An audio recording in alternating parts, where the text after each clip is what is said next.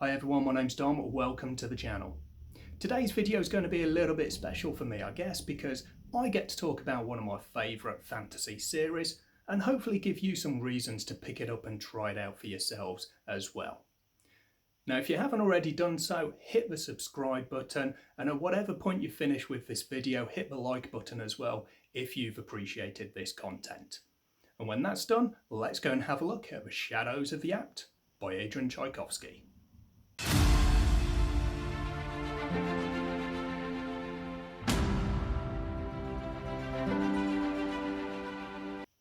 So, Shadows of the Apt then. This is a 10-book fantasy series. It was released between 2008 and 2014 by British author Adrian Tchaikovsky, and he's gone on to release a book pretty much every year since then.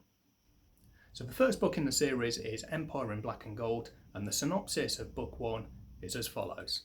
The city-states of the lowlands have lived in peace for decades, bastions of civilization, prosperity and sophistication, protected by treaties, trade and a belief in the reasonable nature of their neighbours. But meanwhile, in far-off corners, the Wasp Empire has been devouring city after city with its highly trained armies, its machines, its killing art. And now its hunger for conquest and war has become insatiable. Only the ageing Stenwald Maker, spymaster, artificer and statesman can see that the long days of peace are over. It falls upon his shoulders to open the eyes of his people before a black and gold tide sweeps down over the lowlands and burns away everything in its path. But first, he must stop himself becoming the Empire's latest victim. So first things first, this is a non-spoiler video. So any specifics relating to plot will be focused just on book 1, but even then they should be considered spoiler 3. So you're safe to watch this video without being spoiled for book 1 or for the series as a whole. I'm going to look at various aspects of characters, plot, world building, and a few additional miscellaneous reasons at the end of the video as to why I think you should read Shadows of the Apt. But first of all, I'm going to tackle kind of the opposite of that and look at some of the reasons I've seen people say not to read this series and my response to them. So, number 1. This is a 10-book series and that's too daunting. Yes, it's a 10-book series and that can be seen as quite daunting. I know there's plenty of people out there who are only really comfortable with fantasy if they're reading a trilogy or a quartet or something relatively small like that. With regards to Shadows of the Apt, you can kind of see it that way as well. I guess you can break it up because there are 3 defined arcs to the 10-book series. So arc 1 is the first 4 books. You've then got an additional, almost self-contained middle arc of books 5, 6 and 7. And then books 8, 9 and 10 are the final arc to finish off the series. So you can really view this, if you want to, as an opening quartet and 2 follow-up trilogies to the series. On the other side of that, I know plenty of people as well who love a long series and love to get their teeth stuck into something that's going to keep them going for a while. We're talking for these 10 books around about 6,000 pages, so we're averaging just over 600 pages per book. Books 3 and 4 are in the 400s. There's a book with 700 pages plus, and everything else starts with a 6. So there's some nice chunky books and they will keep you going for a while if you get into the series. Number 2. 10 books were released over a 6-year period. The quality of the books must therefore be poor. Well, Adrian Tchaikovsky, as many writers, had been writing a lot before he originally got published. He was actually trying to get published for 15 years with various works before he got his big break with Shadows of the Apt. By the time the first book was released, he'd already completed the first 4 in the series. So actually, we were catching up with him when the original books started to be released at a pace of 2 a year. By the time the last book was finished, 7, 8, 9, 10 had been released with about a year apart. So at that point we'd caught up with him and we were releasing at a 1 a year schedule. Plenty of prolific and well-loved authors release a book a year, and I don't generally hear complaints about that making for poor quality work from them. So I think this argument is a bit short-sighted and one that's based on a lot of assumption without looking actually at any of the details. Number 3, I don't like creepy crawlies. So this is one that I've heard quite a bit because Adrian Tchaikovsky's got a bit of a reputation for being master of the creepy crawly. And this book is kind of where it all started because they are all creepy crawly kind of based characters, but we're not talking anthropomorphic beetles and spiders and things like that. It's kind of, I guess, the opposite way around. The characters are essentially human, but they have characteristics of what they call their totem insect or spider or whatever it is. So there's no kind of little insects or spiders crawling around everywhere. I don't recall any of that from the books whatsoever. It's just that the characters themselves have these characteristics, these traits of those insects. You do see some beetles and things like that, but they are bigger beetles. I'll touch on that in the world building aspect. Yeah, the whole element of the creepy crawly is not portrayed in a way that I myself see as creepy crawly. Obviously, other people I'm sure will disagree at various points, but I don't see it as being really a creepy crawly book. And certainly once you get into it and start reading about the characters, I, for one, kind of really forgot that there was a creepy crawly element in there, so it really doesn't play a big part in the book. So moving on to characters, because I've just sort of touched on there, so it's a natural stepping stone. These are some of the most unique characters that I've ever seen in fantasy or elsewhere.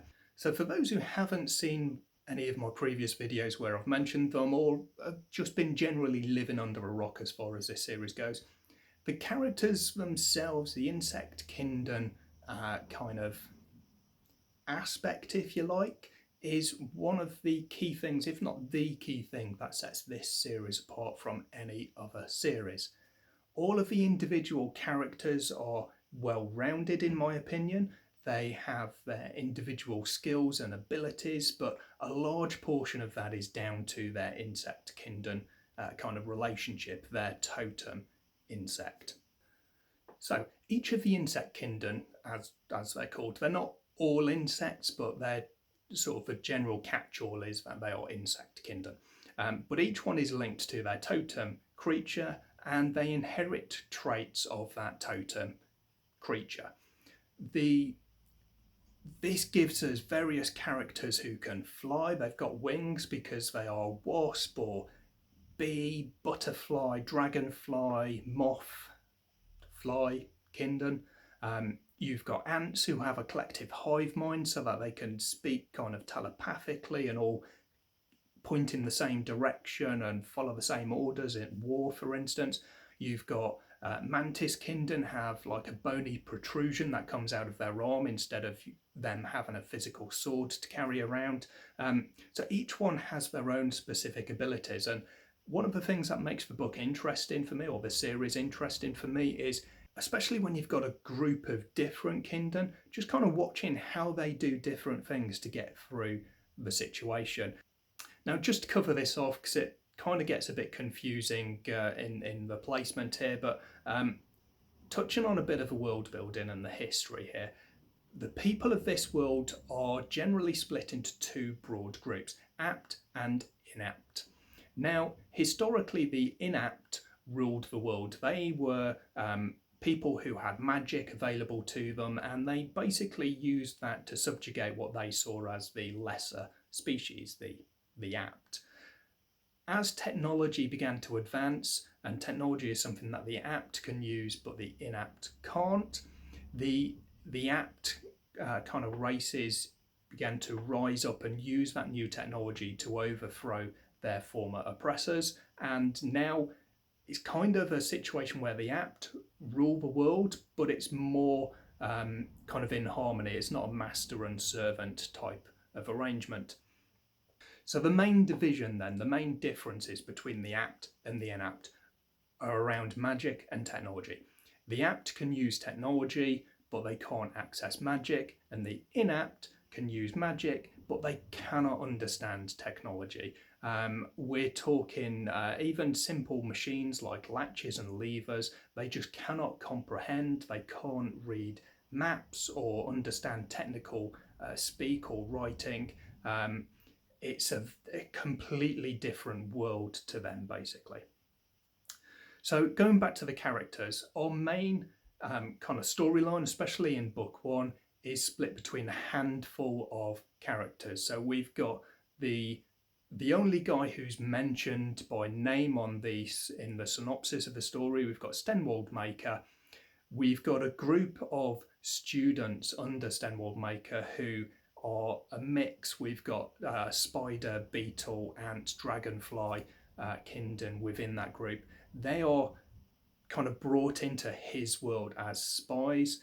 And then you've got a WASP officer who is both an officer in the army and in kind of the equivalent of a WASP secret service. And he's kind of there paving the way for the upcoming WASP invasion. So these two groups butt heads a few times as the spies of Stenwald Maker and the agents of the WASPs are trying to stop each other. The WASPs trying to set the groundwork for invasion, and the others trying to stop that from happening. So because the initial kind of group of spies is a mixed group, they've got different Kindon in there, as I say, it becomes really interesting watching how they get out of certain situations, because you've got both apt and inapt within that group, and you can see at times those two kind of groups looking at things in different ways and going through completely different paths to get to the same conclusion. So I think those kind of interactions are actually quite interesting. You've got something which seems really, really simple to one group or one person, and the others just can't comprehend it and have to go about things in a different way.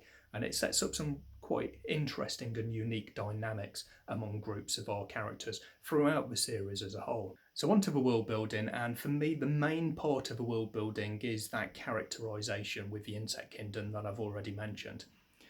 For the rest of the world, we don't really see what we would call conventional animals. There's no horses or anything along those lines, and instead in those scenarios what we do get is things like giant draft beetles who are pulling the carts that you would normally see being pulled by horses. You get certain species that will ride around on giant dragonflies, for instance. So over the course of the 10 books, as you can probably imagine, we get to see quite a lot of the world itself. We start off in the lowlands and the university city of Collegium. We've got the industrial city Haleron. We've got the Commonweal, which is ruled over by the dragonflies. You see various other places, mantis forests, the spiderlands. We've got deserts. We've got ancient jungle with lost cities. There's an inland sea complete with pirates. And at one point we even get to meet the Sea Kingdom and visit their kind of underwater world. So there's kind of a bit of everything here in this particular world. It is very well kind of thought out and very well planned. The kind of original concept for Shadows of the Apt was back when the author was at university and he was running an RPG game called Bug World, I think it was. So there's been a lot of thought, a lot of time and a lot of planning put into this world before the first book even started to take shape. There is also magic in the world. Various of the Kindon have got what we might normally see or think of as magical abilities, but that's not magic, that's just the art that they inherit, so to speak, from their totem insect. Magic itself is more kind of mystical. It's looking at kind of blood magic and rituals and rites, and it's kind of not necessarily dying out, but it's almost a kind of hidden, because those who used to use magic the most are the ones who were previously the oppressors. So they're all kind of moved to the corners of the earth or hidden underground, so to speak. So we don't see quite as much actual magic, but there are definitely magic users within the series, and it becomes a bit more prevalent actually as the series moves towards its conclusion as well. Now, as touched upon before, this is a world which is kind of in the early stages of an industrial revolution. So throughout the book, we see various characters inventing things. There's a railway which is being made in between Haleron and Collegium, which plays a big part, especially in the first book, because that's seen as a way that the Wasps can actually get their way into Collegium to conquer it. We've got various weapons of war that are being created, and we deal with kind of the ethical side almost of should we use these weapons, should we not. We see various type of aircraft from kind of hot air balloons and airships to actual full-blown planes. We've got sort of clockwork biplanes that some of the characters actually fly in. So one of the kind of crazy parts of the book for me, if I'm trying to explain why this world is just completely nuts, is there's a scene or some scenes in books sort of midway through the series where we're practically dealing with a Battle of Britain style dogfights in the air, and you've got clockwork biplanes and you've got people riding giant dragonflies, and it's just completely and utterly bonkers, but at the same time is really, really good. So onto the plot then, and as I said before, I'm not going to go into this in a great amount of detail to avoid spoilers. So in book one, you're dealing with the kind of the subterfuge and the espionage side of things. You've got spies on both sides who are looking to combat each other.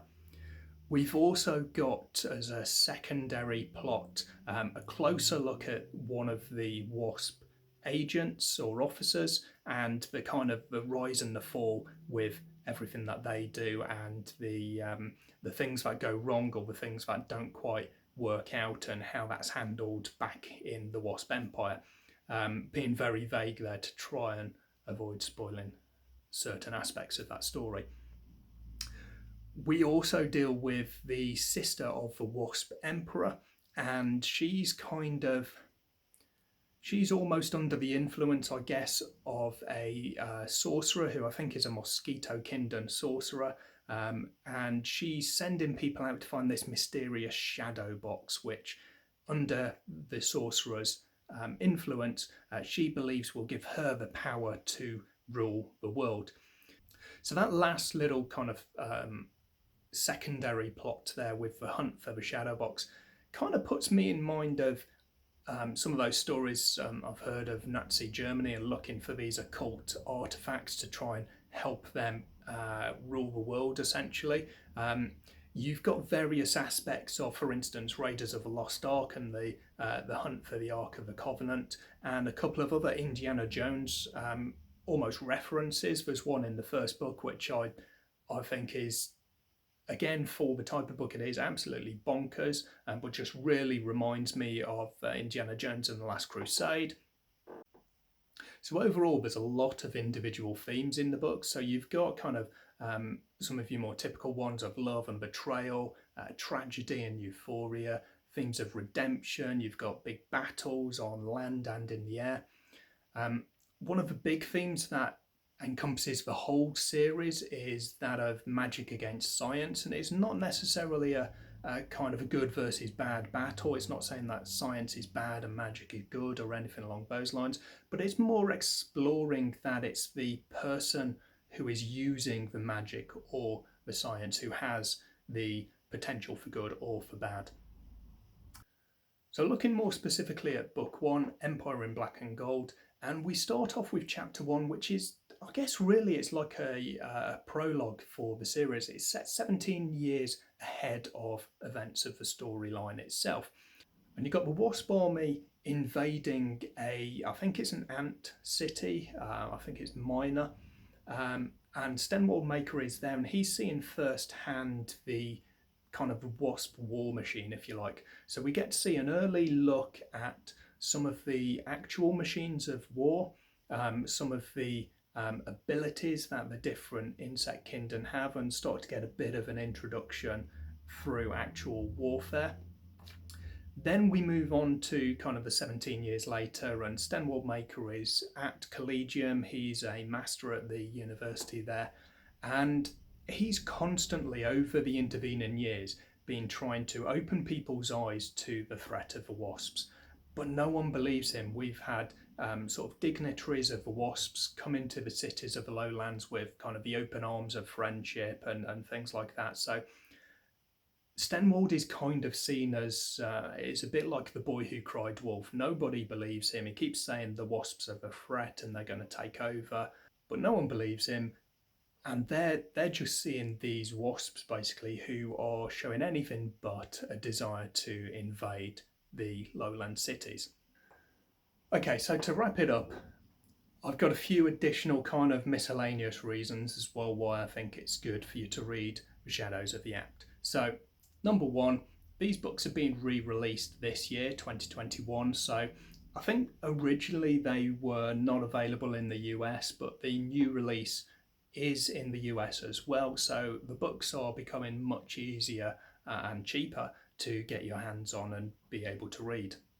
So another reason, I've said before then, if you like the series, it's plenty to get your teeth into because it's 10 books of about 6,000 words, 6,000 pages in total. There's also a selection of follow-up books, kind of accompanying material for the series. So Adrian Tchaikovsky wrote 3 books of short stories that go along with this world. And then there's a 4th book as well where he opened it up to other fantasy authors. So as well as 2 stories from Adrian Tchaikovsky himself, there's also a number of stories from other fantasy authors, including people like John Gwynne, set in this world of The Shadows of the Apt. And then a final reason, if you want to read this series and talk with other people who are doing the same, the Library of Alexandria is actually hosting a read-along of the first 4 books, so 1 book a month starting with Empire in Black and Gold from August. So what I'll do is I'll leave in the description box below a link to Alan's channel so you can go along and join up there if you want to talk about The Shadows of the Apt with other people who are reading it for the first time. Well, I think that's enough talking from me, so if you've made it this far, I salute you. That was, though, a closer look at Shadows of the Apt by Adrian Tchaikovsky. Hopefully I've given you some reasons to pick up that first book and try out the series for yourself. If you've read the books or if you're thinking of reading them, drop me a note in the comments below and let me know what you think. I'd love to hear your thoughts on the series. Hopefully I'll see you starting from August in the Library of Alexandria's read-along. Until then though, take care of yourselves, read some good books, and I'll see you in the next video. Bye.